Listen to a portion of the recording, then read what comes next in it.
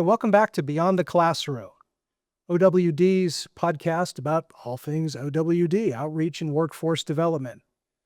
With me today, I've got Lindsey Stutheit, director of the business studio at LCCC, and we're going to talk a little more about what the business studio does, and I think we'll kick it off with about a couple of success stories. Absolutely.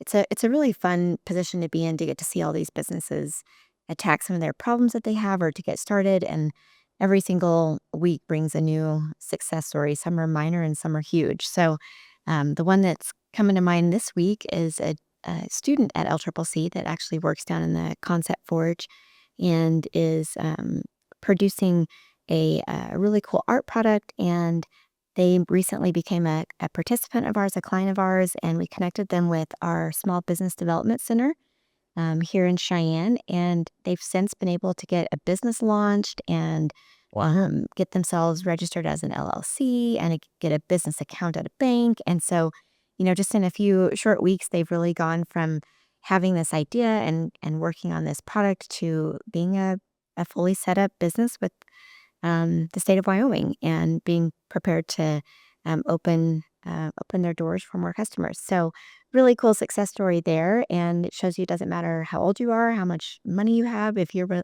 really willing to just get started and work with the supports that are around you, you can really start to pursue a lot of your dreams. We also have recently helped a company that's in a biomedical field, and they've been doing a lot of really, really cool research surrounding early identification of certain types of cancers and diseases.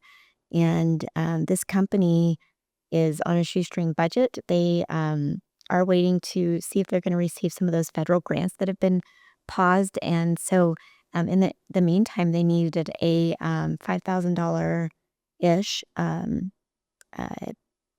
a year subscription to a biomedical database. And so we were able to cover that cost for them so they could continue their research while they were waiting for the funding that they may or may not get here in the next few months. So, it's really exciting to see the work that some of these people are doing.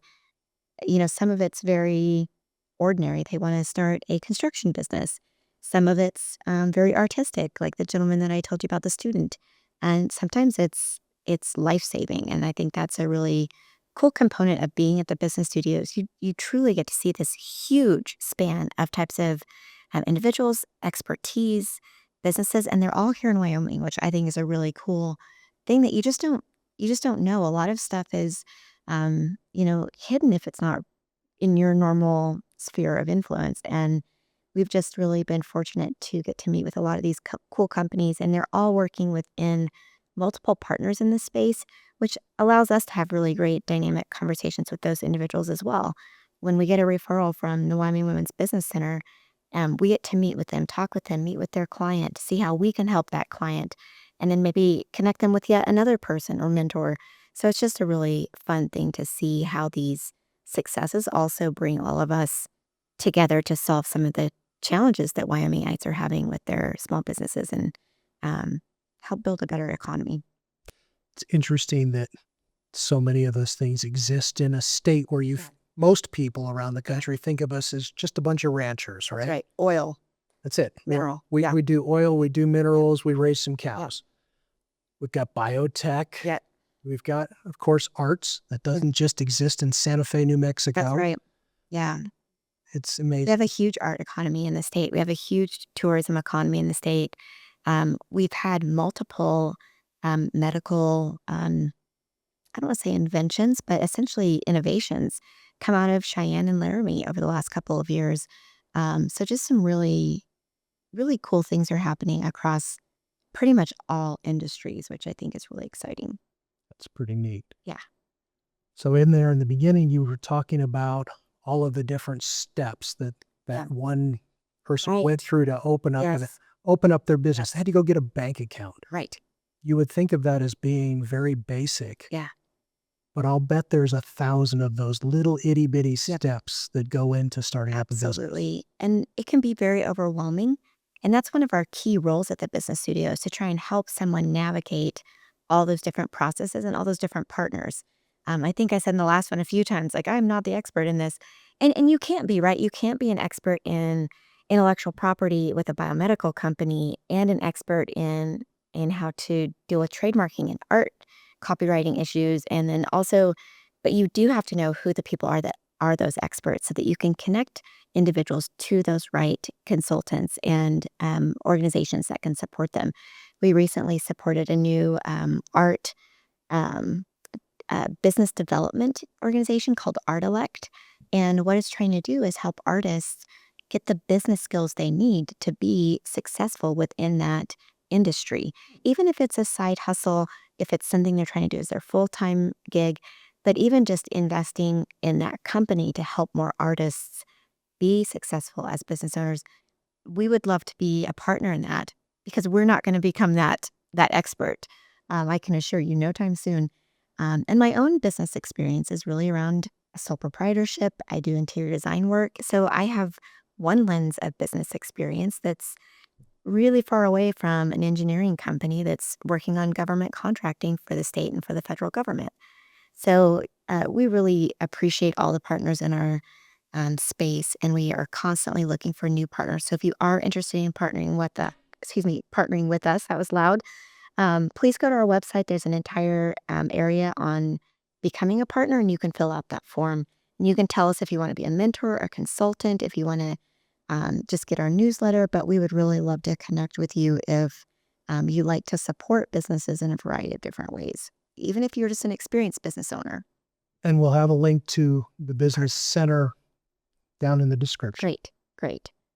So yeah, we're always looking for new partners because we just can't be the one source, and neither can anybody else, which is why having that collaboration is always leading to better outcomes for our participants.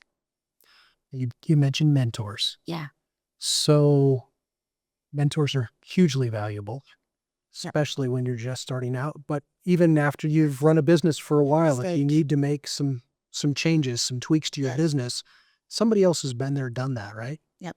Can you speak to the mentors that you guys use Absolutely. and maybe the continuing need for it? Absolutely.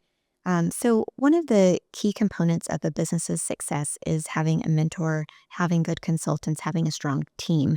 And so that's one of the pieces we've really tried to focus on, to your point, because it doesn't matter if you've owned a company for 35 years and now you're looking for some sort of succession planning. You need a mentor that's gone through that versus I've never had to replace myself before. someday. So, every stage of business needs those sorts of mentors, and people say, okay, when I did this, this is how I did it, or we can work through this problem together. And so we've utilized a variety of different organizations that already have really great mentorship programs. So the University of Wyoming is running a program called the Venture Mentoring program. And the Venture Mentoring program is a program that was developed out of MIT. It's got a lot of great structure. They train the mentors, they train the mentees. And so we have connected individuals to that program because it is just a well-designed, well-structured program. And that's great for individuals that are really in that stage of their business where they're either trying to scale up, really grow, get started, and they've got a lot of supports in that area. And certainly, they accept applications for a lot of different types of businesses, and then kind of help match you with the mentor that they already have part of the organization, which includes all of the UW alumni. So again, if you're a UW alumni and you would like to participate in this program, it's an amazing program, and we can also get you the link to that as well, or some contact information there by reaching out to the business studio. So That's a lot of potential mentors. oh my gosh, well, and the training again coming out of MIT, like it's proven national training, like it's a high level mentorship program. The other mentorship program that we've utilized is SCORE, and that's literally SCORE, all caps, and that's from the Small Business Administration. That program is amazing because, again, it's a national network of mentors.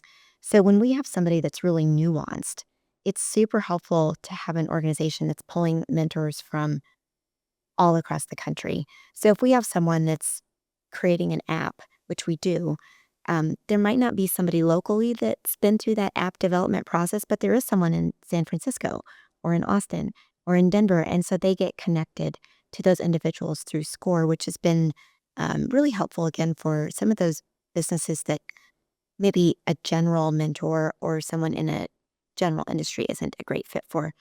And That brings up a great point for those who they'd love to mentor, but they're hesitant because they're not sure of the time commitment or they're not co-located. yes, Mentorship isn't necessarily sitting in somebody's office. yes. I mean, honestly, the two people that we've set up with SCORE literally preferred to have a virtual way to meet with people and have since started texting and calling their mentor.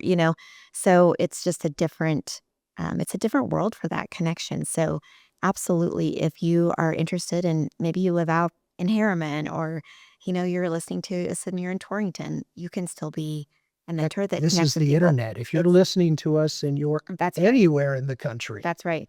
It's the virtual age, and we can connect you with the right people.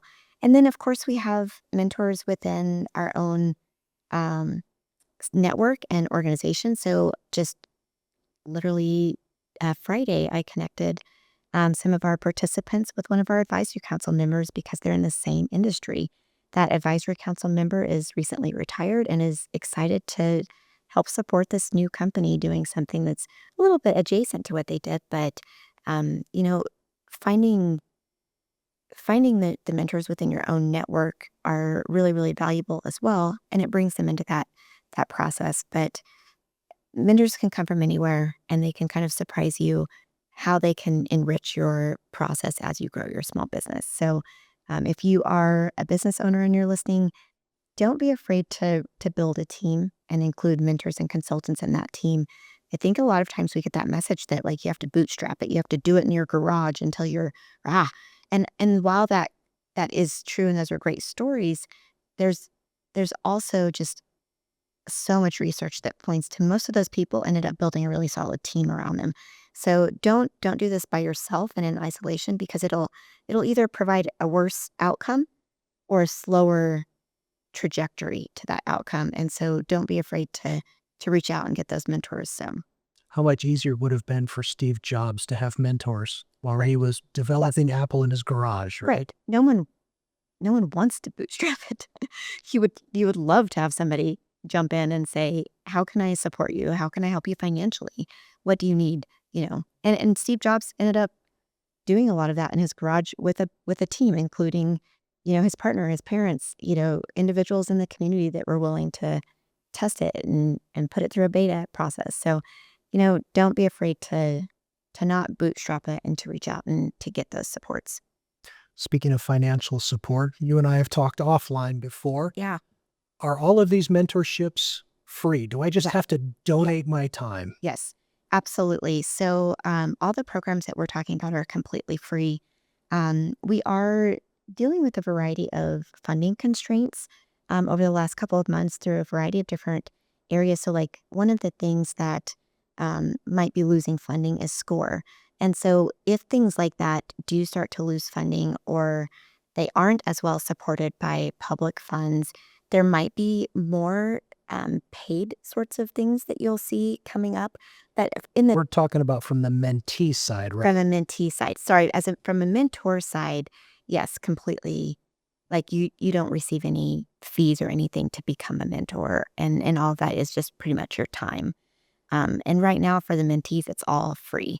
But I could see if we continue to struggle with funding, that there might be, like a $9.99 membership fee to access XYZ in the future, not with necessarily our program, but some of those national programs or statewide programs just to cover those costs. So our hope is that, again, by working collectively together, we can help support the cost of many of these different things so that, again, the individuals that are doing the hard work and are, kind of down in the trenches, if you will, can not have to worry about fees and costs. And it really is just about time. So right now for mentees, no cost. None. Yeah. And as a mentee, this is what you want, right? You want somebody who's been there, done that, helping you out. Yeah. For the mentors, almost always this will be your chance to give back to the community. You're not being reimbursed for this. I Right. believe you've mentioned there are one or two instances where they've Absolutely. been reimbursed, but primarily And this that's is usually because it turns into a consulting okay. sort of thing. Does that make sense? So if you're just kind of mentoring and you're creating that that consistent touch base support with somebody, that's more of that volunteerism. If we bring you on specifically, you're maybe a practicing attorney or something like that to evaluate someone's intellectual property or business structure, that would be venturing more into a consulting fee. And we do try and make sure that we support those consultants by paying fees for those items. And again, as a business, we want to make sure you're getting the best advice through those consultants. So we don't want that to be something on the cheap, if that makes sense. Certainly, if we have a business that's willing to donate that time, we're super appreciative and try and uh, you know be grateful for those things. But we don't often ask for that with the consulting function. So, really good thing to point out, though. So that difference between mentor and consultant is a big thing. That mentor is there to help guide you, give you some of that feedback, help you think really big picture about some of your decisions. How is that leading to the next step, to the next step, to the next step? That consultant is typically much more focused on a specific thing or specific obstacle. That's a tough two word back to back. So again, thinking something really specifically, having a financial audit would be more of bringing in that consulting fee, or having someone come in and evaluate your cybersecurity, or to help give you some full updates with your SEO, your search engine optimization on your website. Those would be more of those consulting fees that we would help cover through the business studio, or like I said, in some cases, people are willing to donate or provide reduced costs. Awesome. Yeah. Mentorship is huge. You've touched on it in a couple of places. We touched on the first episode, and you'd hit it a couple times now Yeah. about funding cuts. Yes, absolutely. Are you free to talk about some of those Yeah. things? So there's just been quite a few different things statewide and federally that are either paused right now or might be being reduced.